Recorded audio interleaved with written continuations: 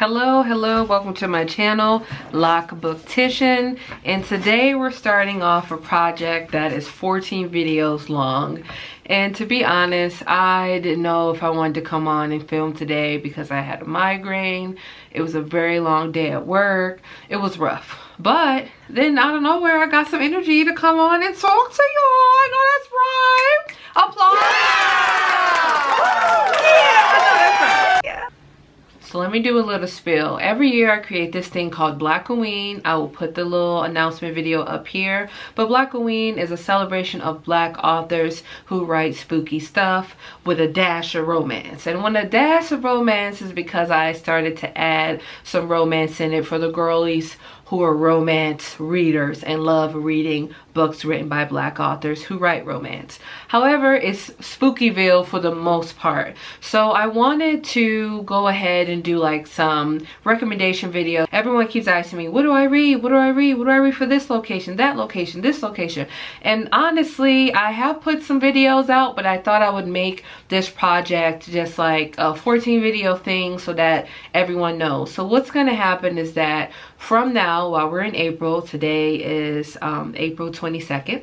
So from April 22nd until the first week of October, I will be doing a 14 video project where the last 2 weeks of each month, I hope to put up a recommendation video and have some of the books that I didn't read in the recommendation video be in a vlog form the next week after. So the last 2 weekends will be Blackoween until then. But you can definitely read whatever you want. But in this video, we're talking about Black folks who writing in pen game hot.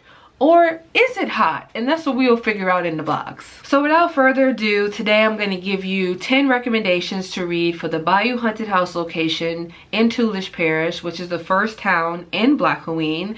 And I just want you to know also that the last couple books I'll talk about are books that I haven't read, but I'm going to do a vlog on it, and you will see that vlog next Monday. So I'll be looking to my right because I wrote them all down, and I want to make sure that I wrote down the right thing for all the books that I'll be talking about. So the first book I'm going to talk about, have to move over a little bit, is probably my favorite in all of the ones that I'll be mentioning today. I'm sorry, I hate to say it, but it's called The Good House by Tananarive Due. The story starts with this older woman, this Black woman who is in this town. And she has some ties to some root magic or just magic in general. And she has this house, but there are some things that she did that tied her to the land and that could have opened her up to receive negative things from other spirits who mean to be malicious to her and her family.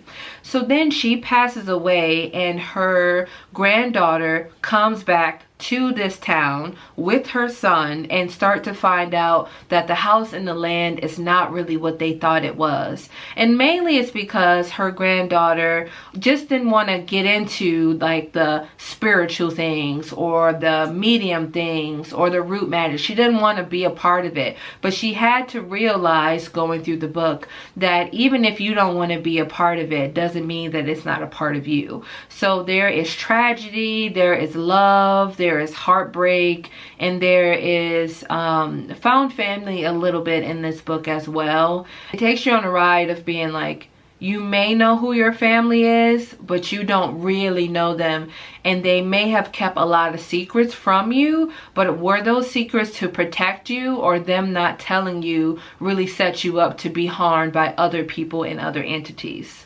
The next book is The Spite House. I read it for Blackoween last year, and I really enjoyed this book. This book is about this young man named Eric, and Eric has 2 daughters, and he is strapped for money and he really needs cash. And he gets the opportunity to move into this spite house, or this house, and he has to move into this house for a specific amount of time, and he has to tell the owners, the descendants of the owners, like what's happening in this house. But because he's strapped for money and he has his 2 daughters that he has to take care of because their mother is not in their life, so he's a single parent, he's just gotta do what he gotta do to make rent. However, the more you get into the story, you find out the history of this house, why this house does the things that it does, and you start to understand of like, what do you do to try to protect your children, and how far would you go to protect your children when something happens that is unimaginable. So I really liked that story, and I think that the pacing was really good. I really liked the pacing of this book a bit better than I liked The Good House, because Tananarive Due, she does write a lot. She's an author that's very descriptive, and I love that about her writing. But sometimes it can be intimidating to be like, oh, I'm about to go and read a Tananarive, and I know it's 400 plus pages. I know it's 400 plus pages, but for some reason it does it for me every time. But sometimes I'm like, oh, I just want the story to end. And The Spite House felt like it was just picking up pace a little quicker than The Good House. The next book is also a Tananarive Due. I didn't want to do 2 Tananarive Dues in one video, but I'm sorry. I'm a stan, I'm a fan, so here we are. So the Reformatory, it really follows the story of 2 siblings, a little boy and a little girl. One day, the little boy did something to kind of like protect himself and protect his sister. It went sour. It was something that you should not do in his little white town, right? And he got reprimanded for what he did, and then they went ahead and sent him to this all-boys school to correct his like behavior, and it was called the Reformatory. However, he didn't know that there were Haints living in this Reformatory, and that he didn't know much about what a Haint was, or what they can do, or how they can do things. So as the story progresses, you see the fight and the plight of his sister to find who she can find to kind of help get her brother out of this Reformatory. And then you find her brother fighting for his life, really, to try to survive this Reformatory because of all the things that is happening. And he is meeting a character who is kind of like the overseer, or the, I forget what his title is in the book, but he is a person of high power and privilege in the house, and his connection with him is suspicious at best. And it keeps you on your toes and keep you trying to think, okay, what's happening next? What's going on with this man, and how do we understand his full story? The next book is called The House of Hunger, and it follows the story of this young girl who is living a life of pretty much just sorrow. That's what I would have to describe it as, sorrow. And her brother is an awful human being. The story starts off with the conflict that she has with her brother, and her telling her brother that she wants to take this job of being I think it's like a blood maiden or something like that. And she applies for the job, gets the job, and realizes that the woman of the house is not all who she thinks she is. She's seeing suspicious things happening. She's seeing how people are growing this obsessiveness over the woman in the house. It does have some sapphic rep in this book as well. But while she is realizing her relation to the woman in the house, other things in her personal life is falling apart, and she's not understanding that she is being infected. And that's all I'm gonna say. Affected, you figure out what that is, and you figure it out. You figure it out. I believe in who? You. Okay. The next book is You're Not Supposed to Die Tonight by Kaylin Barron. I gave this book 5 stars and I ate it up. If you love slashers and you appreciate slashers as much as I do, you're really going to appreciate this book. This book starts off with the girl who is so into slasher and reenacting this horror movie that came out like decades before she was even thought about. And she is working at this camp. She's 18 years old, and she is trying to get everybody involved and make sure everybody understand their roles and reenacting this part or several parts of this slasher. However, some people come up missing. She's looking for people. She's trying to figure out what's going on. She also has some friends who is going to be with her and kind of help her figure out what's happening. But it's pretty much just the normal plot of a slasher, like somebody is slashing and we have to figure out who's doing it and why they're doing it. But the reveal was just done so well at the end. There's also some sapphic rep in this book as well. The Taking of Jake Livesing is one of those books that just sits with you. It follows the story of two people's perspectives. And one of the people are very, very angry. Very angry. And another person is just a medium. And they're just trying to figure out how to exist in a world, being queer, being black, around a bunch of white people, and just trying not to let people know that they can see things and that they can communicate with spirits, right? The perspective I thought was really interesting was the black boy who is a medium, because watching him go through life and understanding how his blackness can be the first thing that people see or the first thing that he's being attacked for was very interesting, because I always feel like I'm black first and then my sexual identity is second. It's what people see first, so I always feel like I'm being judged based on blackness than based on my queerness, right? Watching him go through that was very interesting. In addition to him trying to stand his ground as the other POV is trying to corrupt him and trying to make him to be more insidious and more awful than he was. And he wasn't awful, but he was, the other POV was definitely trying his luck. It also shows light of just like how a person could be very disturbed and have a lot of things going on with their mental health that they make the decision to shoot up a school. And that part right there was just very reminiscent of our culture here in America. So it felt like there was some social commentary about racism and about school shootings just woven throughout the entire book. But I thought it was written well and in a way that really gets you to want to sit there and reflect after you read the book. So the next book is called The Wishing Pool and Other Stories by Tananarive Due. I did a review on Storygraph, and I hope you don't think this is cheating, but I really just want to read what I wrote. There are some stories that I enjoy. The story about the children who were waiting on their mother during a war-like situation reminded me of Palestinians today, and it was emotional for me to read. I just kept remembering while reading that part, like, they're really waiting on their mother and they really believe that she's gonna come back.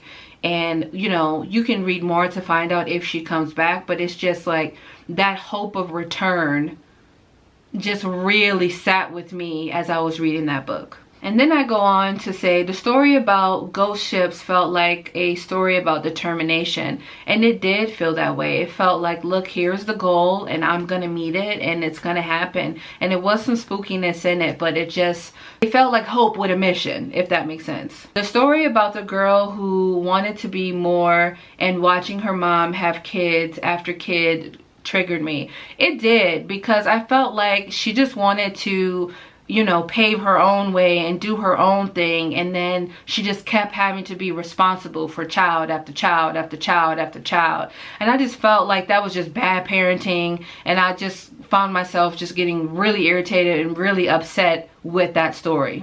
And then the story about the loss of time and alluding to mental health concerns broke my heart. It did, because I was recently talking to an elder in my family, and she was talking about growing older and losing time and how it's scaring her.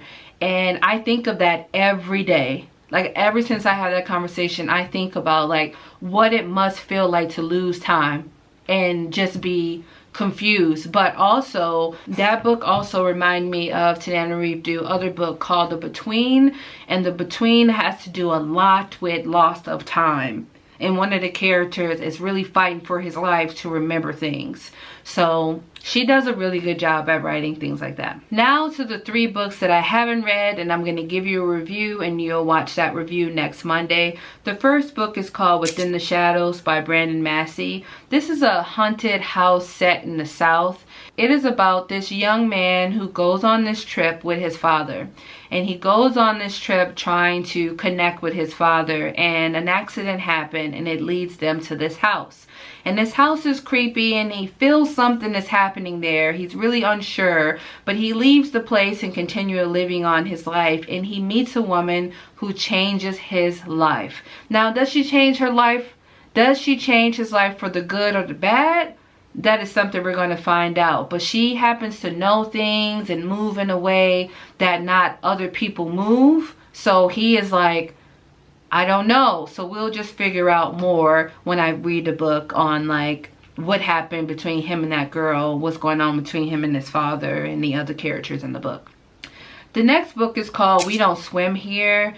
This book, I heard, has a lot of social commentary as well on like the stereotype that black people can't swim. And this is a story about this young girl. She moved to this town and her family is there, and she moved there with her mom and her dad. And while she's there, something happened to her grandma and she starts going to this high school. And at this high school, she's like telling people like, hey, you know, I really love to swim, and people are just getting really weird. Like, we don't swim here. That is not something that we do. And there's a tale about something happening in the water, like some kind of being and something, I don't know what it is happening in the water, and that is why people are saying we don't swim here. But the story, I'm guessing, will end up being way more insidious than we just don't swim here. There got to be levels to it. I'm hoping that there's levels to it, because I don't want to read shitty books in this project that I'm doing. Please release me from the shitty books. And the last book is called Catherine House. This book has been on my TBR for so long. And there's always been like mixed reviews about Catherine House. And this is a story about these kids who are known to be like the best of the best. They go to this school, and at this school they learn different things, but they have to dedicate 3 years of their life to this school. And it follows the perspective of the main character, who is running away from something that happened in her past, and she's thinking that this school is going to help her become something better than she was, or to help her escape. And she is kind of unsure on the direction that she wants in her life, but she knows that this school will help her escape, like I said. So there's something about this school that doesn't add up. So it is about her trying to figure out if she's going to investigate that or not, or if what everyone thought about Catherine House is true or not. So I don't know. I know the atmosphere of it is spooky. I don't really read a lot of books that has to do with like dark academia per se, so I'm excited to see what this book is going to be about. There you have it. Those are 10 recommendations for a Bayou Haunted House, a place in Toulouse Parish that focus on haunted houses and haunted locations. I hope you enjoyed this video. Don't forget to like, comment, and subscribe. And if you're looking for more Blackoween content, don't hesitate to join my Patreon below. Or if you're looking for some long, thick reading sprints on a weekly basis, don't forget to join my Patreon as well. And I will see you in the next video. Stay spooky.